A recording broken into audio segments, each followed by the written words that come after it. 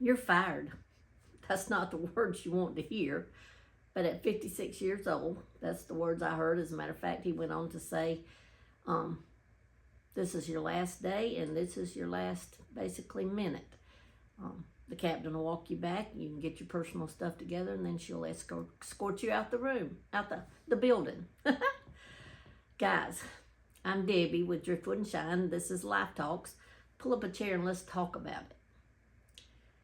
I'm going to tell you, sitting in that courtroom, because that's where he did it at, sitting at the table, just me and the major and the captain. And when he said those words, you would think that panic would set in, that would set in. But all I did was look at him and I said, well, can you tell me why? And he said, no, not at this moment. I won't. I'm just telling you, this is your last day and your last minute. Last time. I said, okay, thank you for allowing me to work here. So I went and got my stuff, and the captain walked me out. And on the ride home, now I did cry, I'm not going to lie. On the ride home, I did cry. Matter of fact, I cried when I hugged my captain goodbye, because me and her were friends on a personal level. I'd even been to her house before. And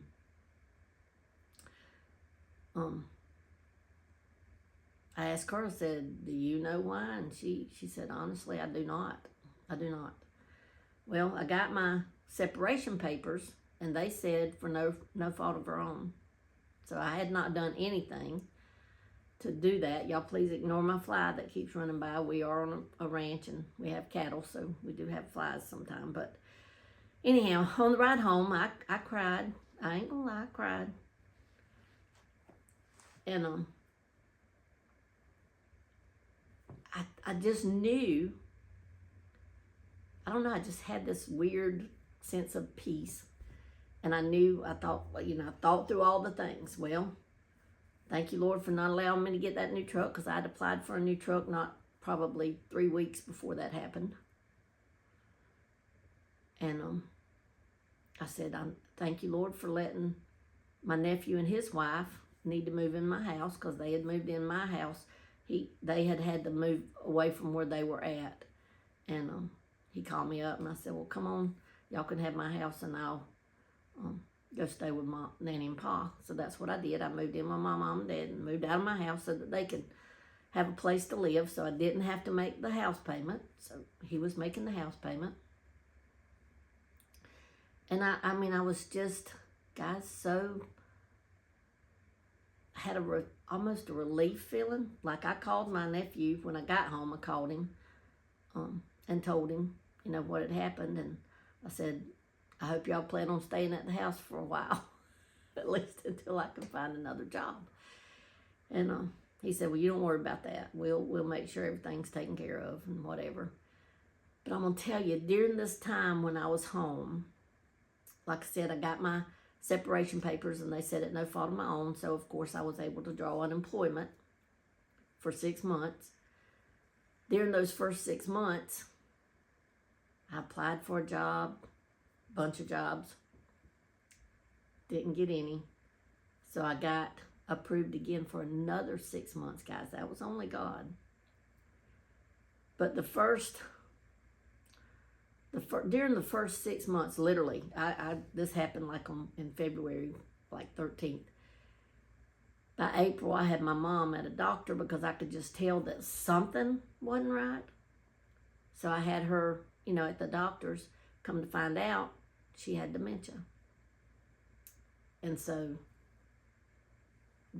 from the time I got separated, or got fired, not separated, fired, to the time, I'm going to guess around June-ish or July.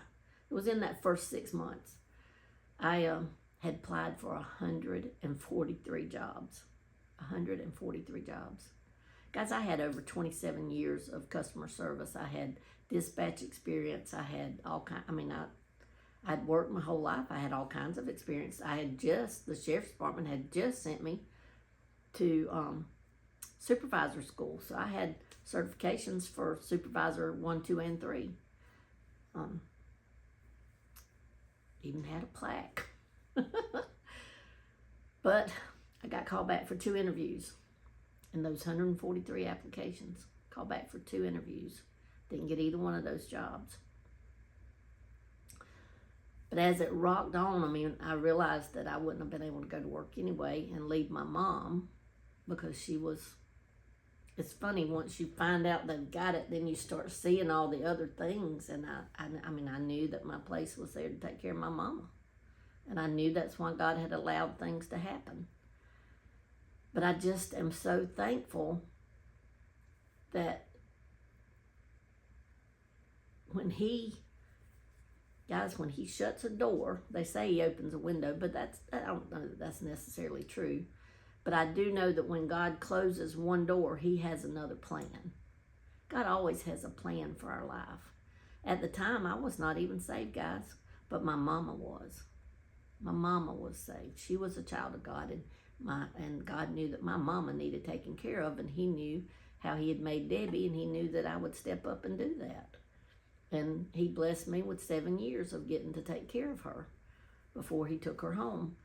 But I'm just saying that when you face something like you're fired, or when you decide to retire, I mean, whichever the case may be, guys, when you're in that place where you don't have what you're used to. I mean, I had worked my whole life, except for a very few months when Sonny was little. The first 4 years of her life, I didn't work because I stayed home and kept her. But I mean, I'd worked. And when you don't have that anymore, you can make 2 choices. You can either choose to let it break you and you just crumble. You get depressed, more especially applying for 143 jobs and not getting one. I mean, I could have chose to just let it just devastate me. Or you can choose to let it make you.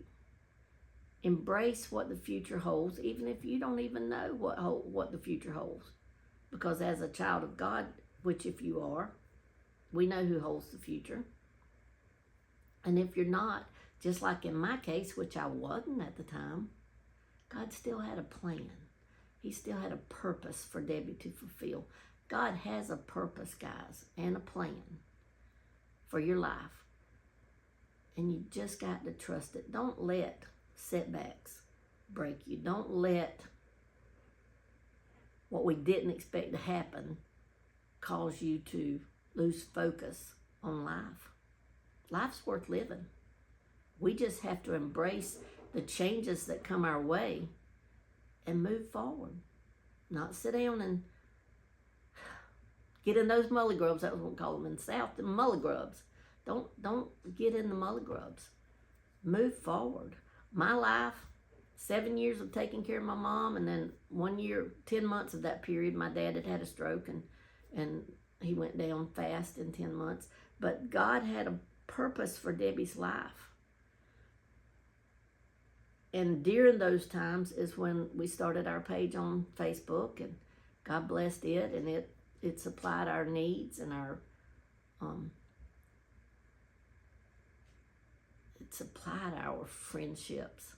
Guys, we have built so many friendships because of that wouldn't have never been done had I stayed where I was, or had I let it break me and I get all depressed and not move to the future, not just, because you can do that, guys. It can cause you to have feelings of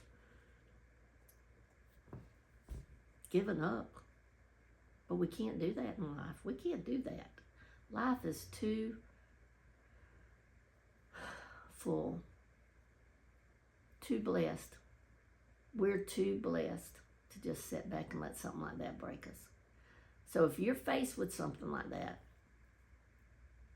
you just have to determine within yourself that you're going to make the best of the situation. You're going to do what needs to be done to just keep walking forward. Just keep moving forward. And don't sit down and give up, okay? Don't sit down and give up, okay? All right. If you like our content, I sure would appreciate you giving us a thumbs up. That lets YouTube know that somebody likes what we have to say. And hit that subscribe button. Click the bell so that you're notified every time we put something up that's new, or even when I go live, I do go live sometime. So, but we thank you so much for watching, guys, and hope you have a blessed day.